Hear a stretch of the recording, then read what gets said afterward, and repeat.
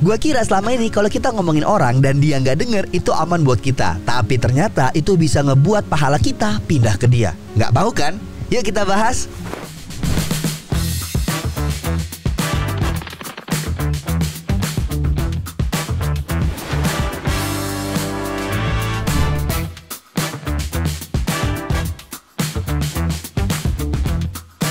Ngopi bareng Ustadz. Yuk kita bahas. Assalamualaikum warahmatullahi wabarakatuh. Balik lagi barengan kita berdua. Ada gue Ikram Afro dan juga Ustadz Arifin Nugroho yang bakal nemenin puasa kalian. Gimana nih kabarnya? Semoga puasanya tetap lancar seperti kita berdua. Alhamdulillah. Ustadz, ya. Ikram baca dari kolom komentar sebelumnya, itu ada yang komen, puasa itu kan bukan cuma nahan makan, nahan nafsu, tapi nahan ini Ustadz, kumis. Kumis. Mulut Ustaz. Oh iya, saya kira nahan kumis supaya tidak tumbuh, kan repot. Itu gimana Ustaz? Apakah kita harus bisa membedakan sebenarnya mana gibah, mana kritik? Nah, ini kan beda tipis karena keluar dari mulut. Memang kadang-kadang yang tidak bisa dijaga itu kan lisan ya. Makanya Nabi SAW itu menyampaikan kepada sahabat Ali, kalau kamu bisa menjaga ma baina syafatain, apa yang ada di antara dua bibir nih, maksudnya lisan nih, adman lakal jannah, kamu aku jamin dapat surga. Karena ada kalimat aku jamin dapat surga, ini berat luar biasa. Berat luar biasa. Apalagi kalau kita bicara ternyata juga dosanya juga nggak ketulungan. Pernah Nabi lagi lewat ada bangke. Terus tiba-tiba Nabi spontan nyuruh para sahabatnya makan bangke itu. Semua sahabat bingung dong, ya Rasul, bagaimana saya makan bangke ini? Haram. Ini haram ya Rasul. Terus Nabi mengatakan, kalau kalian jijik nggak mau makan bangke ini, tapi di antara kalian ada yang tiap hari memakan bangke saudaranya. Siapa itu? Mereka-mereka yang menggibah. Nah, mungkin pertanyaannya, gimana kalau saya bukan menggibah Ustadz? Saya mengkritik. Nah, apa bedanya gibah dengan kritik? Kalau gibah itu hanya sekedar membicarakan keburukan orang, bahkan terkadang tendensius urusannya pribadi, tidak ada urusannya untuk kemaslahatan umat. Sedangkan kalau kritik, ini yang dibicarakan bukan pribadinya, yang dibicarakan mungkin kebijakannya, yang dibicarakan mungkin sesuatu yang itu berdampak pada umat, itu kritik. Makanya kalau gibah itu tidak ada unsur membangunnya sedikit pun, kalau kritik ada unsur membangunnya. Nah, tapi kalau kritiknya, contoh kita kan cowok-cowok biasanya suka obrolan jam 12 malam itu obrolannya pemerintah, politik gitu kan. Kita kan secara nggak langsung mengkritik para pemimpin, Ustaz. Itu gimana tuh? Itu contohnya menggibah apa juga? Tergantung. Kalau misalkan ngomongin pemimpinnya ini, karena kritik dan gibah itu tidak langsung serta-merta langsung bisa dipisahkan dengan obrolan itu. Oh, ini obrolan kita kritik ya, berarti langsung semuanya kritik. Oh, ini obrolan kita gibah ya. Enggak, kan kadang-kadang bercampur. Contoh nih, kalau dia membicarakan pemimpin tapi membicarakan pribadinya, membicarakan keluarganya, bukan kebijakan ya. Ya itu jadi gibah jatuhnya. Oke, paham. Jadi gitu. Poinnya yang Ikram tangkap sih, bahwa kalau mengkritik tentang kebijakan ataupun langkah yang dilakukan untuk umat, itu mengkritik. Tapi kritik itu erat dengan solusi. Jangan dia sendiri kalau jadi juga bingung. Pak RT nih ya, begitu dia jadi RT lebih hancur. Ya berarti bukan kritik dong. Hanya iri dengki. Itu teman-teman ya, mungkin ada sedikit paham dari hal itu. Tapi Ustadz, sebenarnya apa sih balasan akan diberikan Allah kepada umat yang sering menggibah? Waduh, ngeri. Kalau dibayangin, kalau dulu kan kita waktu kecil baca buku siksa-siksa ditusuk timah panah atau gimana Ustadz? Yang jelas kalau kita lihat dari kisah tadi, Nabi aja mengumpamakan ya orang yang gibah itu dengan perilaku yang mengerikan, menjijikkan, makan bangke, dan bangke itu bangke saudaranya sendiri. Dan itu yang disampaikan oleh Allah Subhanahu wa taala kan. Nah, ini menunjukkan nanti gambaran ketika dia di akhirat itu nerakanya ya paling mengerikan. Terserah mau dibicarakan tentang apa, mau ditusuk mau ditusuk timah panas, mau disobek mulut ya, mau dicincang-cincang, mau dimakan ulet, semuanya lah pokoknya mengerikan. Mengerikan. Terus Ustaz, tapi sering nih di tongkrongan kayak mungkin obrolan awal lagi nih, gue sih bukannya ngomongin ya, dan nggak ada masalah, tapi sebenarnya dia itu, nah ada embel-embel kayak gitu tuh. Dan kadang ketika lagi bercanda suka ujungnya ada gibah-gibahnya. Sama aja kah? Iya, jadi kalau orang ngomong gue bukan mau gibah ya, ini cuma mau menyampaikan kenyataan. Itu. Tergantung kenyataan apa yang dia sampaikan. Kalau kenyataan yang disampaikan itu gibah ya berarti itu gibah. Kalau kenyataan yang mau disampaikan ada maslahatnya. Contoh begini. Ada orang mau datang ke dukun. Ya, ada orang mau datang ke dukun. Kita tahu kalau dia dukun, nggak boleh juga kita diam. Kamu mau kemana? Saya mau ke Mbah Fulan tuh. Kita tahu dia dukun nih, padahal datang ke dukun kan syirik. Iya. Terus kita, saya mah nggak mau gibah, diem aja. Itu salah juga. Terus dia ngomong, jangan ke sana, dia itu dukun, gitu loh.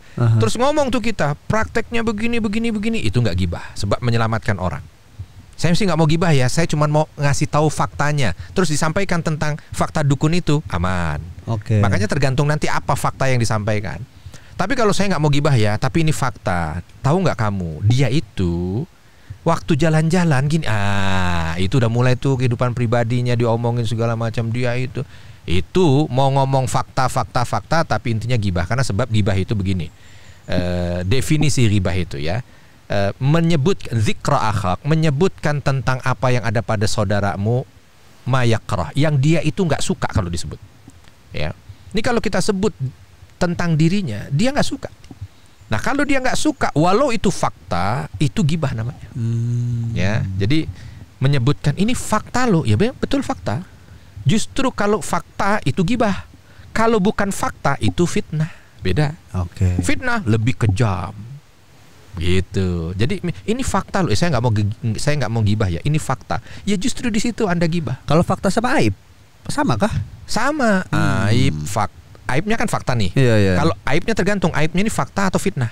Positif atau negatif? Bukan. Benar atau enggak? Oke. Kalau benar berarti gibah. Oke. Kalau enggak benar fitnah. Nah.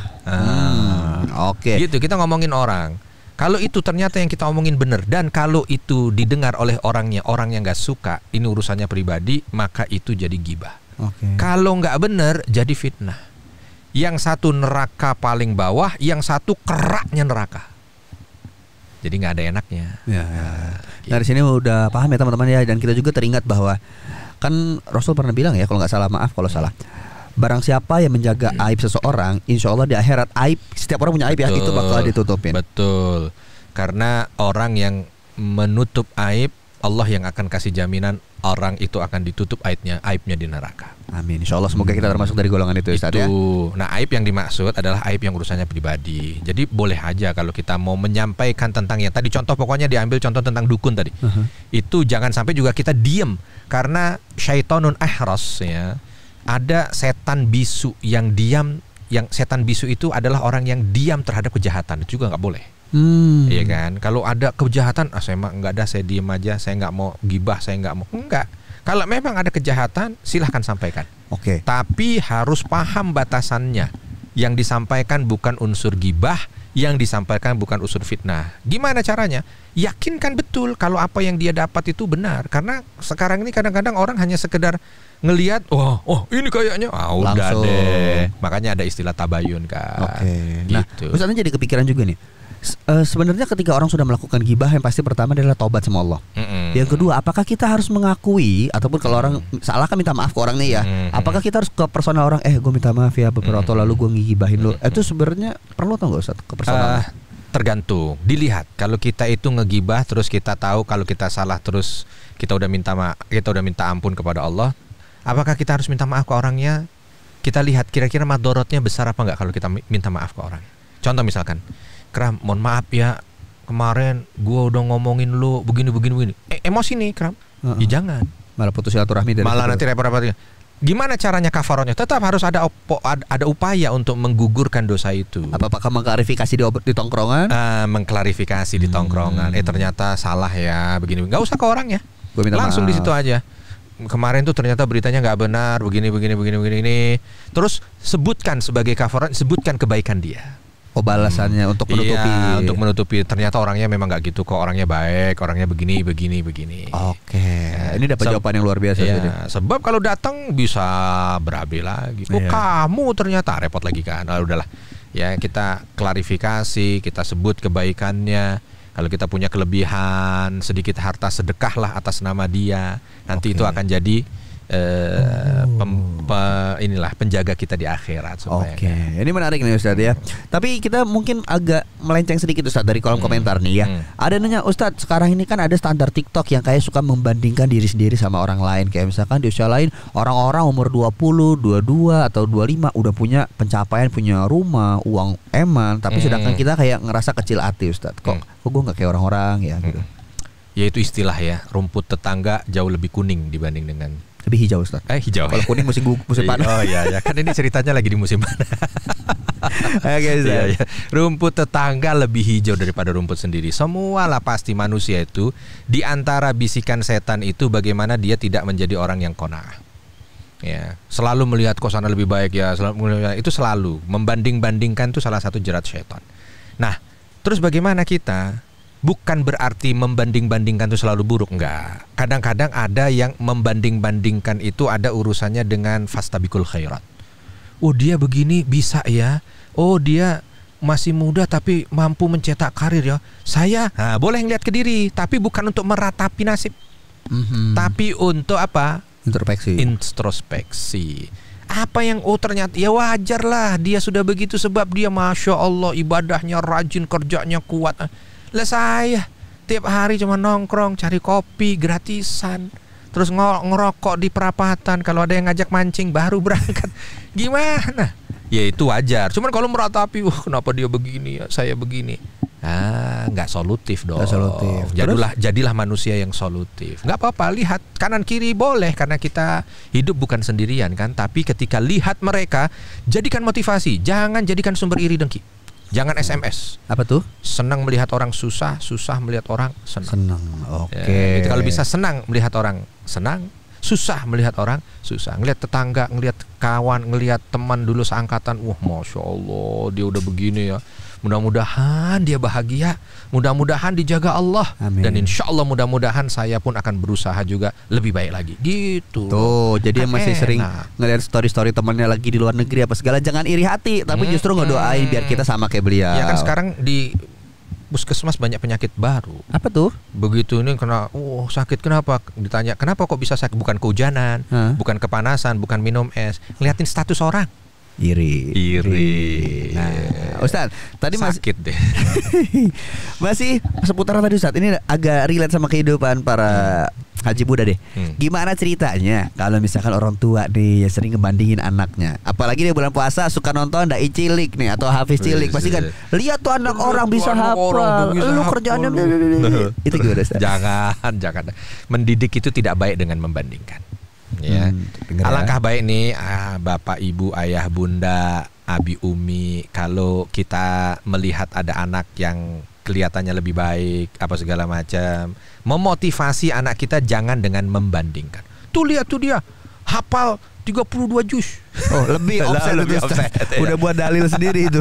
Ya hafal 30 juz dia udah bisa. Nggak usah, bilangin aja. Nah, kamu punya potensi dan insya Allah kamu bisa untuk seperti ini.